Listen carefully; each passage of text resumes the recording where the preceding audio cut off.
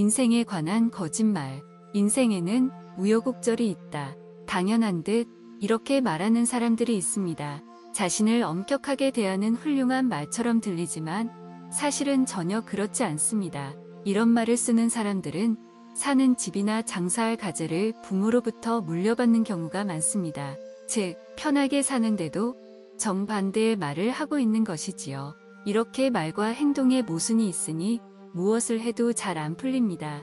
행동과 말이 모순되는 것 정도야 문제가 될 게 없겠지만 우여곡절이 많은 인생을 보내는 사람이야말로 이런 말을 소리내어 해야 합니다. 나는 참 행복해. 난 참 풍족해. 이런 모순은 언젠가 이 사람을 행복하게 해줍니다. 이를 놀이처럼. 저는 먼 훗날 우리가 이 세상을 떠나면 저 세상으로 간다고 믿습니다. 저 세상에는 천국과 지옥이 있지요. 천국에 가려면 이 세상에서 수행을 해야 합니다. 그런데 수행이라는 말을 들으면 어쩐지 괴롭고 힘든 일이 연상됩니다. 중요한 점은 괴로운 수행으로는 천국에 갈 수 없다는 사실입니다. 즐겁게 수행해야 천국에 갈 수 있습니다. 아마 다른 사람들 눈에는 제가 매일 노는 것처럼 보일 것입니다. 하지만 저는 수행을 하고 있는 겁니다. 이런 방식을 놀이로 하는 수행이라고 부릅니다. 사실 우리가 태어나서 지금까지 하는 모든 일이 수행이자 놀이입니다. 하지만 대부분의 사람들은 일을 할 때도, 놀이를 할 때도, 심지어 가정에서 머물 때도 너무 진지하게 행동합니다. 지나치게 진지하기 때문에 작은 일에도 눈을 부릅뜨며 화를 내는 걸지도 모릅니다. 이를 놀이라고 생각해 보세요. 그러면 어떤 문제가 발생해도 화를 낼 필요가 없습니다.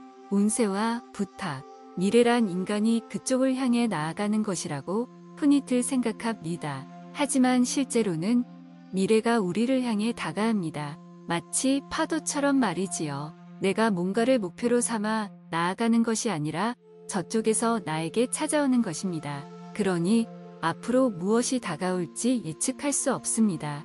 그러므로 앞으로의 일을 미리 열려하는 것은 시간 낭비일 뿐이지요. 어찌할 수 없는 미래를 생각해봤자 고민만 늘어납니다. 상황도 절대 좋아지지 않지요. 어차피 미래는 알아서 나에게 찾아옵니다. 대비할 수도 도망칠 수도 없지요. 여기서 중요한 건 누군가의 부탁은 신이 예비해둔 미래로부터의 선물이라는 사실입니다. 신이 손수 준비한 선물을 기뻐하지 않을 사람은 없겠지요. 이러한 선물이 끊임없이 찾아오면 얼굴에서 웃음이 떠나지 않게 됩니다. 부탁이 많아질수록 운세가 좋아지기 때문입니다. 그리고 부탁을 기분 좋게 받아들이면 새로운 것을 익히게 됩니다. 즉, 다양한 경험을 쌓을 수 있지요. 대답은 힘차게. 운세라는 단어 속에는 기세를 운반함이라는 의미가 담겼습니다. 따라서 운세를 좋게 하려면 어떤 일이든 기세 좋게 해야 합니다. 부탁을 받을 때도 그걸 받아들일 매도 힘차게 대답을 해보는 겁니다. 이 같은 태도로 부탁을 수탁하고 자꾸 도와주다 보면 자연스럽게 자신이 잘하는 분야가 생깁니다.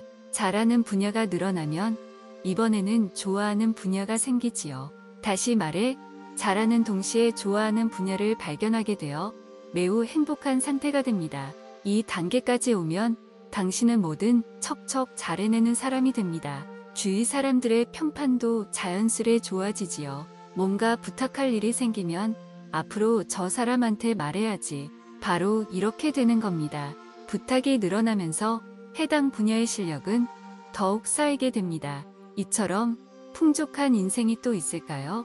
반대로 다른 유형의 사람도 있습니다. 어쩐지 저 사람한테는 부탁하기가 꺼려진단 말이야. 안타깝지만 그런 사람은 누구의 부탁도 받지 못합니다. 잘하는 분야도 생기지 않고 좋아하는 분야도 만들 수 없겠지요. 물론 주변의 평가도 변함이 없을 겁니다. 밝은 얼굴의 힘, 남들이 부탁하기 편한 성격도 한 가지 재능입니다. 좋은 인성을 가진 사람은 다가서기 쉬운 사람이 되어서 더욱 행복한 삶을 누리게 되지요. 너는 어떤 사람이 되고 싶니? 누구나 어린 시절에 부모님이나 선생님으로부터 이런 말을 듣곤 합니다. 하지만 이것은 별로 의미 있는 질문이 아닙니다. 그런 건 생각할 필요 없이 항상 밝은 얼굴을 유지하면 됩니다. 그것으로 충분합니다. 미간을 펴서 제3의 눈을 활짝 열어두면 어느새 행복한 길이 눈앞에 펼쳐집니다. 내 인생의 목적은 무엇일까? 이런 어려운 것은 고민해 봤자 시간 낭비입니다. 아이에게 그런 걸 물어봤자 부모가 무슨 이득을 볼 수 있는 것도 아니니 하지 않는 게 좋지요. 그런 질문을 해본다 한들 아이는 그 의미도 이해하지 못합니다. 멋진 축구 선수가 되고 싶어요. 세계적인 가수가 될래요. 기껏해야 이런 대답일 겁니다. 세상에 어떤 직업이 있는지조차 아직 제대로 모를 테니까요. 아이의 미래, 그런 것보다는 제대로 대답할 줄 아는 아이로 키우는 것이 더 좋습니다. 어떤 일에도 네, 라고 대답하는 것을 가르쳐 준다면 이제 다른 건 아무것도 필요 없다고 해도 과언이 아닙니다. 단, 조심해야 할 것은 억지로 하는 대답이 아니어야 한다는 점입니다. 네, 이렇게 끝이 늘어지는 대답은 마지못해 한다는 느낌을 주기 때문에 바람직하지 못합니다. 대답하는 당사자는 알지 못하지만 듣는 사람은 다들 알아차립니다. 네, 이것이 제대로 된 대답입니다. 크고 힘차게 똑바로 소리 내어 말해보세요. 네, 라는 대답은 제3의 눈과 마찬가지로 믿음을 주는 효과가 있습니다. 기운 넘치고 밝게 네, 라고 말하는 아이에게는 주위 사람들이 점점 더 많은 부탁을 하게 됩니다. 어릴 때부터 여러 부탁을 받는 건 아주 소중한 경험이라고 할 수 있습니다. 그런 아이의 장래는 확실히 보장된 것이나 마찬가지입니다. 시선이 달라질 때 일에 몰입하기로 마음을 먹었다면 곧바로 행동력을 보여야 합니다. 예를 들자면 이렇습니다. 사장님이 사람들 앞에서 묻습니다. 이 일을 해낼 사람이 누구 없을까요? 주변 동료들이 머뭇거릴 때 당신이 앞으로 나서며 말하세요. 제가 하겠습니다. 그때부터 세상의 시선이 달라질 것입니다. 점수를 따려고 용을 쓰는구나. 그렇게 의욕만 보인다고 출세할 수 있는 게 아니야. 이런 잡음이 들릴지도 모릅니다. 하지만 신경 쓰지 마세요. 그저 태연한 얼굴로 지내면 됩니다. 조만간 주변에서도 당신을 다르게 볼 테니까요. 주위 사람들이 물러날 때 선뜻 나서기란 쉬운 일이 아닙니다. 그래서 이 말이 필요한 겁니다. 못할 것도 없지. 이 말을 1000번 소리 내어 말하다 보면 몸이 자연스럽게 앞으로 나가게 됩니다. 노력이나 근성은 필요하지 않습니다.